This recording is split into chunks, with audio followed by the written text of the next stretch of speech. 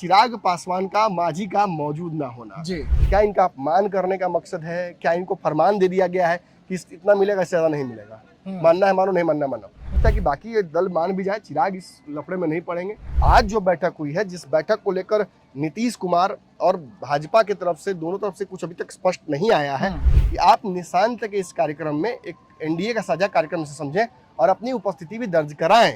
तो ऐसे में नीतीश कमजोर हो जाए या नीतीश परेशान हो जाए, ये मुझे नजर नहीं आता। नीतीश को अच्छे से पता है कि कैसे बिहार की सियासत को अपने हिसाब से घुमाना है। नोरमा ग्रुप, जो सोचता है वो करता है। आपके अपने सपनों का आशियाना। नमस्कार, मैं विकास सिंह राजपूत और आप देख रहे हैं भयंकर खबर। बिहार की राजनीति बीते दिनों से ही गर्म और बेचैन है। नीतीश कुमार ने जिस तरीके से बैठक की, उसके बाद बिहार की राजनीति में कुछ बड़ा होने जा रहा है। ये तमाम आशंकाएं का जो दौर है वो चल रही है, लेकिन इसी बीच में अब बड़ी खबर निकलकर सामने आ रही है बिहार की राजनीति से।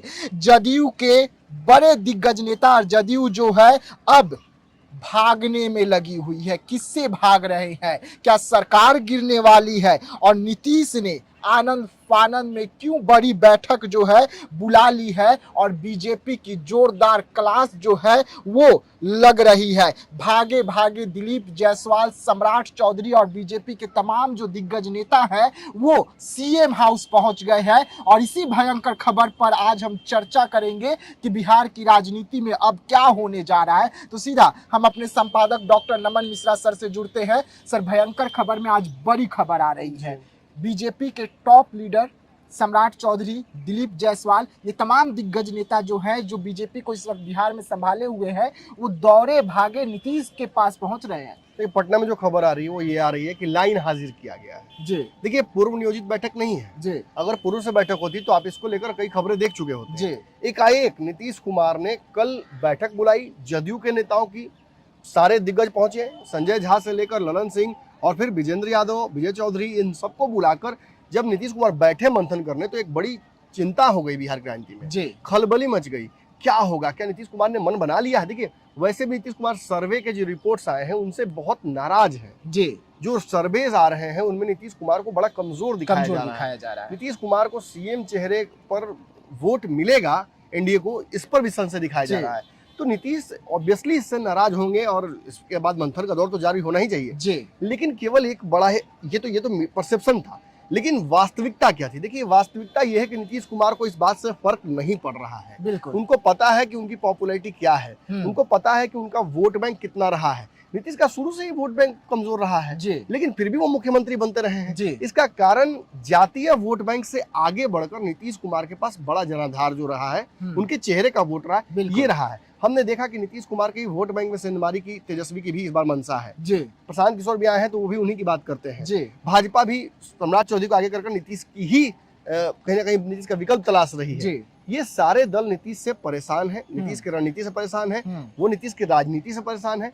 तो ऐसे में नीतीश कमजोर हो जाए या नीतीश परेशान हो जाए, ये मुझे नजर नहीं आता। नीतीश को अच्छे से पता है कि कैसे बिहार की सियासत को अपने हिसाब से घुमाना है। आज भी जब नीतीश कुमार को कमतर आंका जा रहा है, स्वास्थ्य पर सवाल खड़े किए जा रहे हैं, तब भी मैं आपको दावे से कहता हूं कि नीतीश कुमार से ज्यादा बुद्धि लगा देने वाला बिहार में भी कोई नेता पैदा नहीं हुआ है। और यही कारण है कि नीतीश कुमार लगातार बैठक बुला रहे हैं। बिल्कुल। कल भी अपने मंत्रियों की बैठक बुलाई, तो आज बीजेपी के तमाम दिग्गज नेताओं को भागकर जाना पड़ रहा है। ये कल से ही निकला है। आज की बैठक जो है ना, ये निकली तो कल से ही है पूरा मामला। लेकिन आज भी झटका पत्रकारों को लगा है। सबको एक बैग पता चला कि अरे भाजपा के नेता पहुंच रहे हैं। क्यों पहुंच रहे हैं? क्या नीतीश कुमार भाग रहे हैं? उनको रोकने के लिए पहुंच रहे हैं? क्या मन में चल रहा है नीतीश कुमार के? देखिए, नीतीश कुमार के मन में स्पष्ट है अभी सब कुछ। उन्हें पता है कि उनकी पार्टी अपने दम पर बिहार में सरकार नहीं बना पाएगी। उन्हें सर्वे रिपोर्ट्स के आधार पर यह भी पता है कि उनके और तेजस्वी के मिल जाने से बिहार में सरकार बन जाएगी। बिल्कुल। लेकिन ऐसा नीतीश नहीं चाहते हैं, क्योंकि नीतीश कुमार को अपने पुत्र को भी लॉन्च करना है। कल रातों रात में मैंने आपको बताया था कि नीतीश कुमार के पुत्र को पूरे बिहार में यात्रा के लिए तैयार किया जा रहा है। 9 जोन में बिहार को डिवाइड किया गया है। 9 जोन में अलग अलग नेताओं को जदयू की जिम्मेवारी दी गई है, चाहे ललन सिंह हो, विजेंद्र यादव हो या जो भी नेता हो, कि आप अपने क्षेत्र में हमारे पुत्र की राजनीतिक जो है उपस्थिति उसको दर्ज कराइए। और इसको लेकर आज ही आपने देखा होगा कि निजी चैनल से जब वो बात कर रहे थे निशांत जी, तो वो आंकड़े गिना रहे थे। बिल्कुल 8 लाख नौकरियां हमारे पिताजी ने दे दी। जी, हमारे पिताजी ने क्या बोलते हैं ऊर्जा के क्षेत्र में बड़ा काम किया है, जी, नदियों को जोड़ा है, स्थायी तौर पर उन्होंने ऊर्जा को लेकर व्यवस्था की है, बिजली का काम हुआ है, सड़कें आई, वो सारी बातें वो गिना रहे थे। प्रॉपर उन्हें होमवर्क किया गया है। है। ऐसा लग रहा है जी, जैसे पहाड़ हटाया हुआ है। जी, तो ये आपको क्या दिखाता है? जो हमने कल बड़ा खुलासा किया है जी। कि निशांत बिहार यात्रा पर निकलने वाले हैं और उनको भाजपा स्टार प्रचारक बनाने वाली है, जी। ये बात पर मुहर लग गई। जी, अब रही बात कल के बैठक की, तो जदयू की जो एजेंडे थे उसमें 22 वो सीटों का भी जिक्र मैं बार बार करूंगा। जी, 2 दर्जन सीटें जिन्हें जदयू छोड़ने वाली है, जिन्हें छोड़ने का दबाव नीतीश पर बहुत पहले ही पड़ गया जी। था। इन सीटों को छोड़कर भाजपा और अन्य दलों को एकोमोडेट किया जाएगा। बिल्कुल जरूरी नहीं कि ये 22 सीटें छोड़ देंगे नीतीश तो कहीं और मिलेगा नहीं, जी, कहीं और लेंगे भी। जी, लेकिन फिलहाल जदयू की सिटिंग 22 सीटें या जिन पर जदयू का पिछली बार चुनाव लड़ी थी और नहीं जीत पाई थी, जी, उनमें से ज्यादातर सीटें कुछ चिराग पासवान उनके खिलाफ चुनाव लड़े थे, जी, तो वो सीटें छोड़नी पड़ेंगी। ये भी कल डिस्कस हुआ है और इसको लेकर एक अंतिम मसौदा सा बना है। और भाजपा से डिस्कस करने के बाद अपने दलों से, पार्टी के दलों के कार्यकर्ताओं से उन्होंने बातचीत की, सीनियर नेताओं से बातचीत की और एक रजामंदी बना ली। अब ये रजामंदी वापस भाजपा को बतानी पड़ेगी ना, ये बताना पड़ेगा कि हम आपका जो प्रस्ताव है उसको किस हिसाब से हम स्वीकार कर रहे हैं। संपूर्ण एज अ होल तो स्वीकार नहीं कर सकते, तो पार्शियली हमने स्वीकार कर लिया है, यहाँ कॉम्प्रोमाइज नहीं होगा। यही बात बताने के लिए आज बुलाया गया था उनको। और नीतीश कुमार की मैंने जैसे आपको बताया था कि जितने भी मंत्री हैं ना, ये जो जदयू के कार्यकर्ताओं को जो जिम्मेदारी दी गई कि इनके जोन वाइज निशांत के कार्यक्रमों में वो उपस्थित रहे यात्रा में, वैसे ही भाजपा के जो मंत्री हैं जिस विभाग के जी, और जिस क्षेत्र से आते हैं, जिनका जो प्रभार दिया गया है, वो भी उपस्थित रहेंगे यात्रा के दौरान। तो भाजपा कोटे के मंत्रियों को भी बुलाकर ये बताया गया है कि आप निशांत के इस कार्यक्रम में एक एनडीए का साझा कार्यक्रम से समझें और अपनी उपस्थिति भी दर्ज कराएं। मतलब एक प्रेशर पॉलिटिक्स कंट्रोल में अभी भी नीतीश है। जी, नीतीश जो कह रहे हैं वही कानून है जी। वो अपने हिसाब से ही बिहार की राजनीति को इस दौर में भी, इस वक्त में भी घुमाने की कोशिश कर रहे हैं। निश्चित ही इससे भाजपा को डर लगना चाहिए। जिस तरह से भागे भागे सारे भाजपा के नेता पहुंचे, निश्चित ही मीडिया भी डर गई कि क्या हो रहा है, कुछ चेंजेस होंगे क्या, कुछ बदलाव होंगे क्या, या कुछ बड़ा कुछ होने वाला है, या इलेक्शन को लेकर घोषणा हो सकती है। देखिए वैसे भी अब इलेक्शन ज्यादा दूर है नहीं, उड़ती उड़ती खबरें आ रही हैं कि इलेक्शंस कभी भी हो सकते हैं। मतलब जो प्रस्तावित समय है उस आधार पर टाइम जो है वो फिक्स हो सकता है। बिल्कुल, चुनाव आयोग पहले ही ये घोषणा कर सकता है। खैर उस तरफ भी हमारी नजर रहेगी। लेकिन फिलहाल आज जो बैठक हुई है, जिस बैठक को लेकर नीतीश कुमार और भाजपा की तरफ से, दोनों तरफ से कुछ अभी तक स्पष्ट नहीं आया है और कयासबाजी तो लगाई जा रही है। जब भी आप भाजपा के नेता से बात कर रहे हैं तो यही कह रहे हैं कि हम तेजस्वी पर हमला कर रहे हैं, तेजस्वी के खिलाफ रणनीति बन रही है, चुनाव जीतने के लिए तैयारी चल रही है। लेकिन ये आत्ममंथन का दौर है। सबसे बड़ा अगर चिंता का विषय आज के इस बैठक में है तो वो है चिराग पासवान का, मांझी का मौजूद ना होना। जिस वक्त एक कार्यक्रम हुआ था उस समय उपेंद्र कुशवाहा दिल्ली में प्रेस कॉन्फ्रेंस अलग कर रहे हैं और वो भी सीटों का दबाव भी डाल रहे हैं। वो ये भी कह रहे हैं कि बिहार की सीटें बढ़ा दीजिए, 243 की जगह बढ़ा दीजिए। 3 घटक दल गायब है इस बिल्कुल बैठक से। वो कह रहे हैं कि सीटें बढ़ा दीजिए बिहार की और बढ़ा के हमको उसमें से एकोमोडेट कीजिए। माने अगर नहीं पेट भर रहा है तो रोटी से पेट नहीं भरता, आटा बढ़ा दीजिए। ये कहने का उनका मतलब है लोहिया तो उतना ही रहेगा जितना साना गया है, रोटियां बढ़ा सकते हैं, आटा तो नहीं बढ़ पाएगा इस बार कम से कम चुनाव में। आगे तो बढ़ना ही है, परिसीमन होना है, उसी को लेकर उन्होंने प्रेस कॉन्फ्रेंस किया है। चिराग पासवान के जो जीजा हैं अरुण भारती, जो एमपी हैं वहाँ के जमुई के, वो भी अपने कार्यक्रमों में लगे हुए हैं। कल मांझी जी के पुत्र से भी उनकी मुलाकात हुई है। बिल्कुल। तो जहाँ एक तरफ जदयू भाजपा आपस में बैठक कर रही है, वहीं इन तीन दलों का इससे दूर रहना भी एक कहानी कह रहा है। मुझे लगता है कि जदयू भाजपा में बहुत लड़ाई आप मत खोजिए। अगर आप एक पत्रकार हैं, हमारा ही विश्लेषण देखकर आपका रोजी रोटी चल रहा है, तो मैं तो ये कहूंगा कि यहाँ लड़ाई नहीं है। आप जो भी जहाँ के भी बड़े विश्लेषक हो, आप लड़ाई देखिए उन तीन दलों और फिर जदयू और भाजपा के बीच में। ये तीन दलों को क्यों नहीं बुलाया जा रहा है? क्या इनका अपमान करने का मकसद है? क्या इनको फरमान दे दिया गया है कि इतना मिलेगा, इससे ज्यादा नहीं मिलेगा, मानना है मानो, नहीं मानना मानो। लेकिन चिराग, मुझे लगता है कि बाकी ये दल मान भी जाए, चिराग इस लफड़े में नहीं पड़ेंगे।